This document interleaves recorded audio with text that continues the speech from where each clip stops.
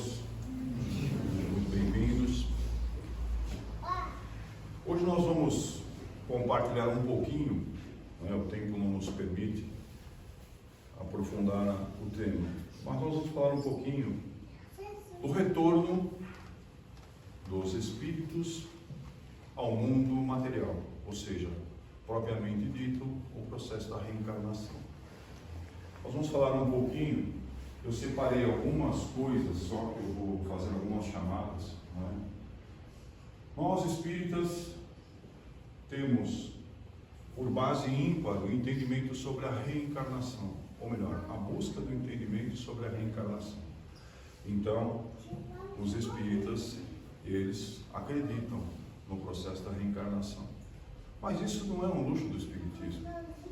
Existem muitas outras instituições e muitas etapas do desenvolvimento da vida humana que também levaram em conta e levam em conta a crença sobre o processo da reencarnação.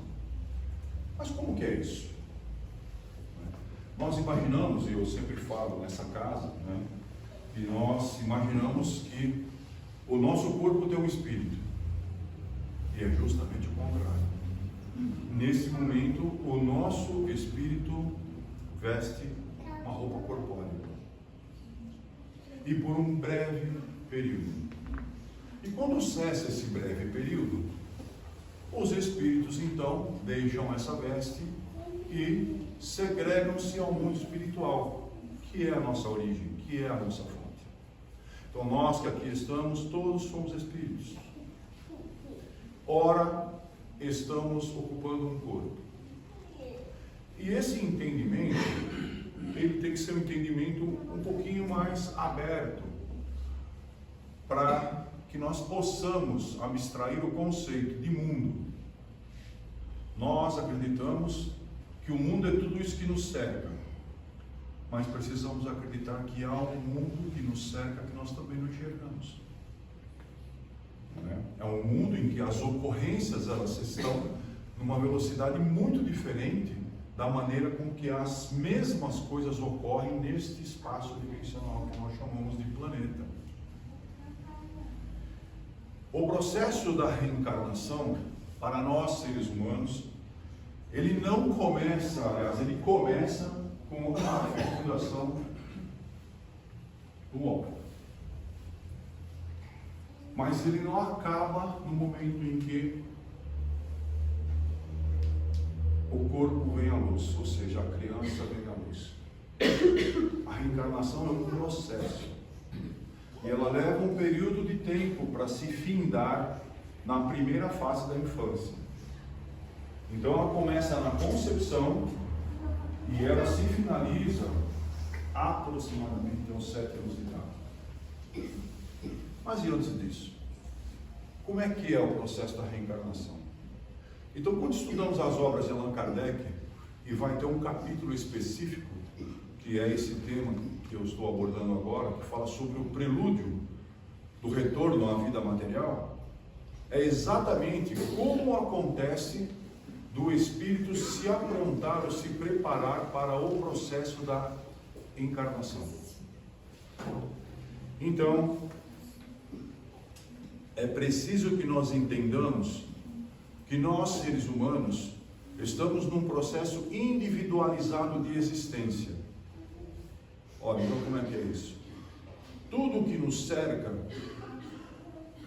está contemplado em duas situações: inteligência e matéria.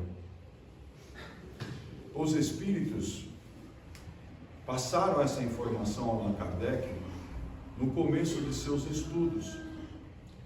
Então, nós sabemos, pelo depoimento dos espíritos, que a criação de Deus perpetua constantemente inteligência e matéria. A matéria é o meio modelável da inteligência. Ora, então, nós, seres humanos, estamos num processo de inteligência individualizado, portanto, podemos ser chamados de almas. Porque também os Espíritos trazem a informação no início das obras de Kardec, que tudo tem inteligência. E nesse contexto, tudo tem um espírito, inclusive o mundo mineral. Estou abordando dessa maneira por quê? Porque na encarnação, da onde vêm as memórias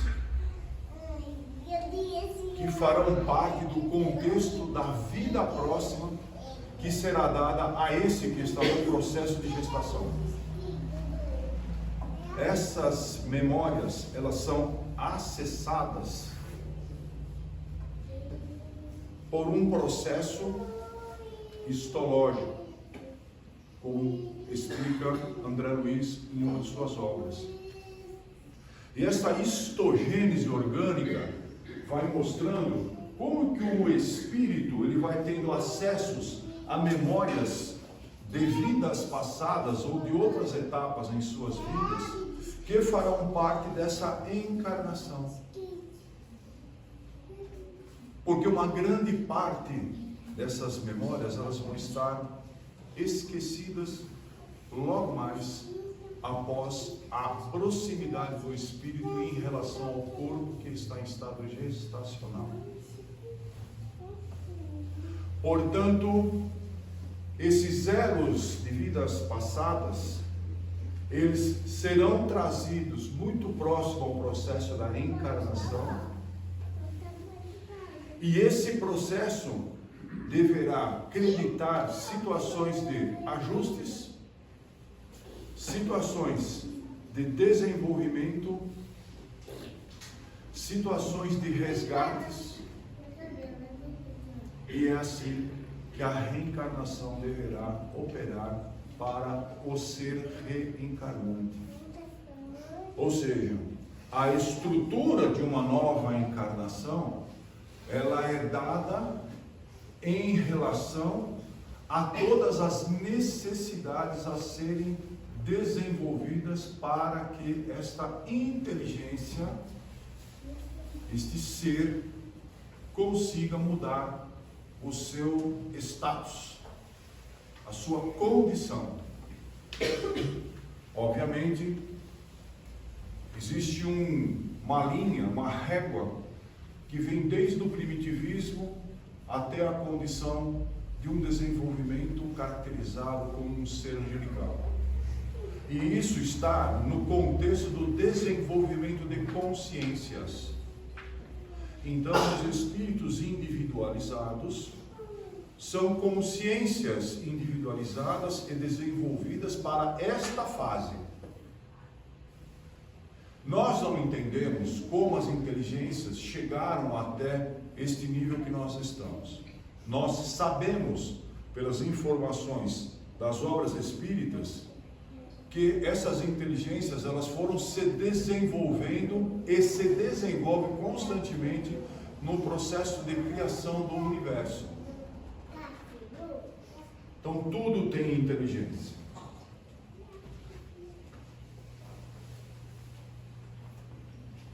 Quando nós observamos, existe um padrão evolutivo, não é? Existe um processo da individualização, é o que eleva a alma, com base na contextualização da sua cultura, não é? Ainda tendo como conhecimento as futuras consequências e as responsabilidades que serão adquiridas. Então é como se estivéssemos fazendo um contrato. E nós, como todas as outras pessoas, nós imaginamos que a encarnação ela é simplesmente para nos darmos bem. Não é verdade? Quem daqui que está sentado não quer estar bem? Sim ou não? Um de cada vez. Todos. Tem pessoas que falam assim, eu não nasci para sofrer. A pergunta é, será? Outra coisa que nós precisamos entender, o que é sofrimento? Porque quando nós olhamos aquilo que nós estamos passando, é melhor olhar para o lado. Porque às vezes o colega está passando coisas muito mais apertadas do que nós mesmos. Então cada um sabe o tamanho do fardo que deverá carregar. E como é que sabe? Porque há planos, né? Então, as necessidades do reencarnante, não é, estão concebidas como se fosse um mapa genético. E onde está esse mapa genético? Nós não podemos pôr a culpa na genética por tudo que nós somos, ou por tudo que nós temos que fazer. Porque o projeto já não se finalizou e a gente não conseguiu descobrir por que existem as doenças. Então, não dá para colocar a culpa na genética e falar assim, nós somos assim porque a genética é mais ou menos assim. Não é? Não é? Então, existem potencialidades nos genitores que receberão esse reencarnante. As potencialidades, elas estão estabelecidas pelas condições do reencarnante ou pelas próprias condições dos genitores em fazer os seus ajustes. Então, na gestação há uma perda. Então, este prelúdio, ele constrói uma perturbação. Por que essa perturbação? E na própria obra de Kardec, lá está colocado que esta perturbação, ela é devida às condições que o reencarnante deverá enfrentar. Não só na obra de Kardec, quanto em uma das obras de André Luiz, citadas para Chico Xavier, Missionários da Luz. Nós vamos ver um pedacinho desta obra lá, cuja preocupação desse ser que iria reencarnar era buscar o ajuste com aquele que seria o seu pai, porque foi um desafeto de uma vida passada e foi assassinado por ele. E aí a gente começa a tentar descobrir qual é a nossa sujeição, porque às vezes nós temos um relacionamento integral dentro da nossa família que nós não entendemos. Nós não entendemos. Mas se nós observarmos o desenvolvimento das crianças, nós vamos perceber a amálgama mais importante que existe para a criança no primeiro contexto de 7 anos é o amor. Porque a criança, ela não sabe o que é ódio. Ela só vai saber à medida que ela tiver o contato e souber diferenciar. E isso não acontece nessa fase.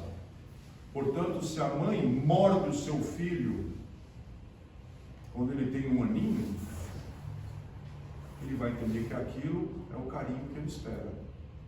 E se um dia ele mordeu o coleguinha na escola aos 7 anos de idade, foi esse amor que ele recebeu. Então, vejam,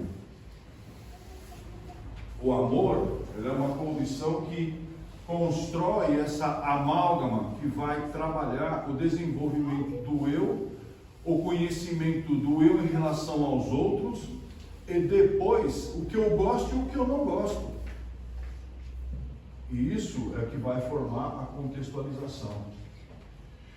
O afeto entre filho e pai, ele sempre é construído antecipadamente. Não é uma transmissão genética. A genética só modela aquilo que o perispírito recebeu de informação que veio do próprio espírito. Então nós somos aquilo que nós planejamos ser. E temos o corpo que nós planejamos ter. Não é castigo. E esta perturbação ocorre nesse prelúdio, porque o espírito já sabe o que o aguarda, antecipadamente. E ele sabe também que depois do processo, quando se iniciar a reencarnação, essas memórias não virão mais como memórias, virão como reminiscências.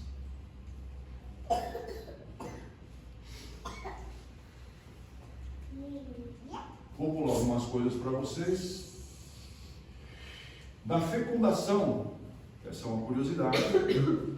Quando o óvulo é fecundado pelo gameta masculino, ocorre esta liberação de energia. Como pode haver energia aqui? Tem princípio elétrico? Ou tem? O que é que a gente entende disso? Nós entendemos o que é a física, a biologia, o que é a química, mas isso é tratado. Tamanha a energia que atrai 2 mecanismos. O gameta masculino é 1 entre 300 milhões que vai fecundar um óvulo. 1 em 300 milhões. E vai transformar o ser humano que está sentado aqui. está falando para vocês aqui. Então, se esse é o melhor, nós então somos a nossa melhor versão. Não é isso?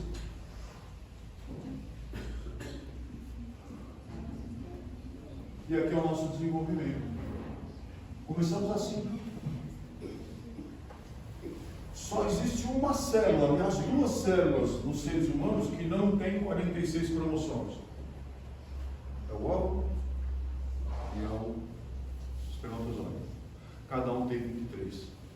É preciso que os dois se fundam para que então comece todo esse processo aqui. E aqui depois, no período adequado, teremos o corpo. Isto explica muitas coisas. Quando se rompe uma condição antes de acontecer isso aqui, quando há um aborto espontâneo, porque o espírito tem livre-arbítrio, mesmo antes de reencarnar, ele pode escolher não nascer. Ele pode escolher não nascer. Assim como até o próprio ódio da mãe pode fazê-lo não nascer, porque ele não vai ter a coragem de enfrentar o mundo. Olha que bonitinho. Sabe o que é isso aqui, ó? Isso é o desenvolvimento do eu. É o autorreconhecimento.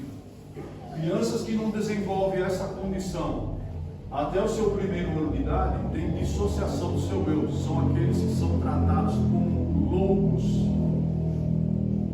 Não conseguem se integrar.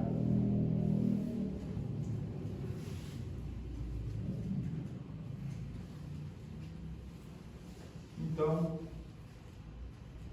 o que nós vamos entender é que este prelúdio, deixa eu ver se eu chego onde eu quero aqui. Este prelúdio,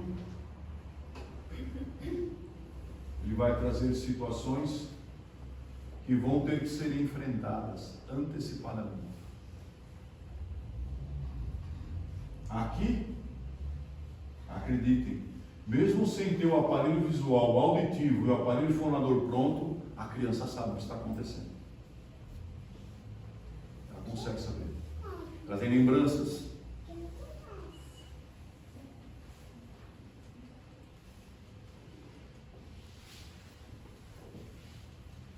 Então,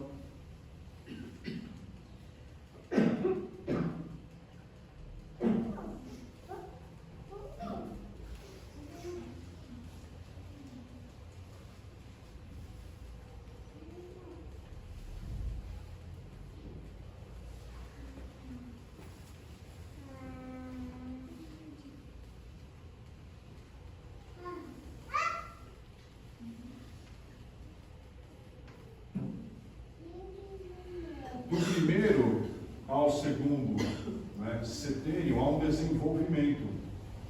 Neste caso, as lembranças elas são muito poucas, mas existem casos que as crianças até os 4 anos de idade elas lembram da vida passada. Elas conseguem se lembrar.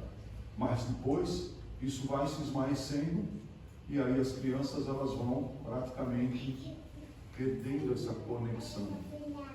E aí o pé está completamente no mundo encarnado. Então, nesse primeiro momento, toda essa situação de 7 anos é que antecipa o processo da reencarnação, podendo o espírito não ter a vontade de reencarnar, sabendo antecipadamente das suas dificuldades. Os espíritos sabem que na época da reencarnação ela irá ocorrer. E por que eles sabem? Porque eles pressentem isso. Isso está na questão 330 do Livro dos Espíritos. Então a reencarnação ela é uma necessidade. E todos os espíritos eles têm uma preocupação, não com a reencarnação. Porque tem muitos que nem pensam como será a reencarnação, mas tem muitos que sabem como será. Isso está relacionado com o desenvolvimento inicial, do primitivismo ao desenvolvimento maior. E aí, as escolhas elas estão relacionadas frente às provas. O corpo é uma relação dessas escolhas. Então cada um tem a veste que precisa realmente ter. Se nós escolhemos o nosso corpo, não é? Nós temos duas condições, segundo que os Espíritos nos trazem: ou é da prova ou é da expiação. E aqui, né? Aqui está perfeito, lindo, né? Porque, na verdade, está planejado para isso acontecer. Mas e quando é assim? E quando é assim? Que escolhas foram essas? E nós achamos que temos problema. Não. Isso não é uma patologia simples de ser tratada. Olha isso. Né?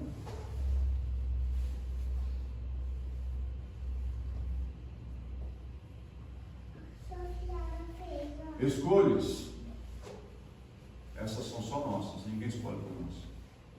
Não vamos colocar a culpa em Deus. Deus não é um ser, uma inteligência, nós não sabemos explicar. Mas tudo que existe, existe com uma consonância com Ele, porque assim está a criação.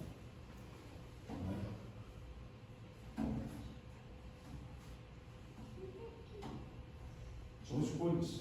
Eu acabei de mostrar para vocês como é que perpetua-se a fecundação. Não foi diferente em cada caso desse. Mas aconteceu porque precisava ser dessa forma.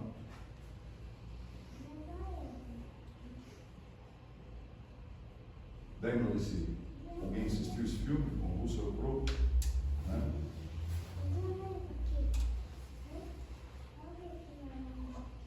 Pouco azeitado, né?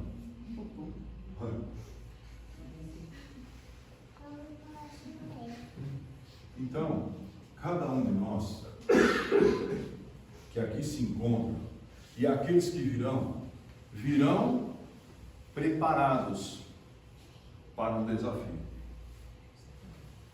Portanto, inicialmente, assusta.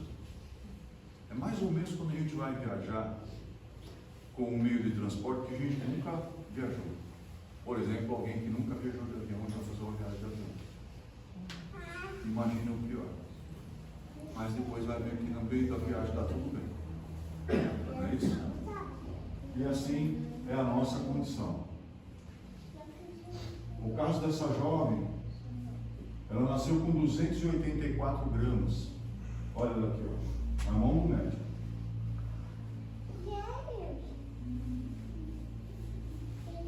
Ela é viva, uma violinista, se desenvolveu, só tem 1,40 m de altura. Mas ela nasceu assim. O que passou esse espírito numa encarnação anterior para estar na prontidão de chegar até aqui dessa forma? Mas ela venceu. Então, uma mensagem a todos, né? A reencarnação é um processo. Ela tem uma relação intrínseca com o nosso desenvolvimento de consciência. Nós não desenvolvemos a consciência em uma única encarnação. Tudo que nós passamos na encarnação é um aprendizado. Então, o nosso corpo é um instrumento para aprender. A nossa consciência e o nosso intelecto, eles estão preparados para a gente abstrair tudo aquilo que nós escolhermos atravessar como experiência. Portanto, conhecimento não significa simplesmente ler um livro. Conhecimento também se revela em colocar aquilo que foi aprendido em condição de aprendizado. Sabedoria é colher os resultados desse conhecimento e buscar compartilhar com outras pessoas, no seu meio ou no meio que está ao seu lado. Portanto, nesta passagem, onde é falada sobre a condição do intelecto e a condição da chegada neste mundo, é como se eu estivesse falando do meio, sem entender como foi o começo e sem entender como será o fim. Ou seja, nós estamos nesse processo agora, num processo de meio. Vamos dar o nosso melhor. Vamos trabalhar com as dificuldades. Esse é o maior dos nossos desafios. Trabalhar com as nossas dificuldades. Mas não é as dificuldades do outro. São as dificuldades que nós temos em relação ao meio. Eu tenho isto para compartilhar com vocês no dia de hoje. Durante a semana a gente desenvolve um pouquinho do que a gente pode trazer aqui. Muito obrigado pela atenção. Agora a gente vai passar para a segunda etapa do nosso trabalho.